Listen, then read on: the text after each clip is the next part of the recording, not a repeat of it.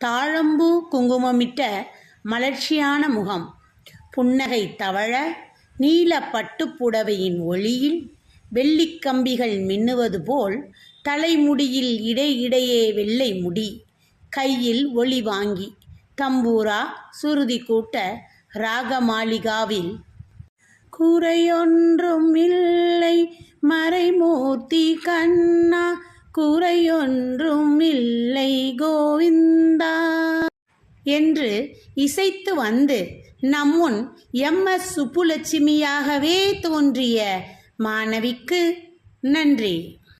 நம் நிகழ்வில் அடுத்ததாக பொதுவெளியில் ஆடுவது தண்டனைக்குரிய குற்றம் எனும் சட்டம் இயற்றப்பட்டிருந்த காலத்தில் நடன வாழ்வை தொடங்கியவர். நாட்டியம் ஆடுவது கீழ்மையானது என்ற எண்ணம் 20ஆம் நூற்றாண்டின் தொடக்கத்தில் பரவலாக இருந்து வந்த நிலையை மாற்றியவர். இவர் இந்திய அரசின் தாமரை செவ்வணி விருது பெற்றவர். அவர் யாரென்ற உங்கள் வினாவுக்கு விடையாக நம் பள்ளியின் 10ஆம் வகுப்பு மாணவி மோகனா பால சரஸ்வதியாக தோன்றுகிறார்.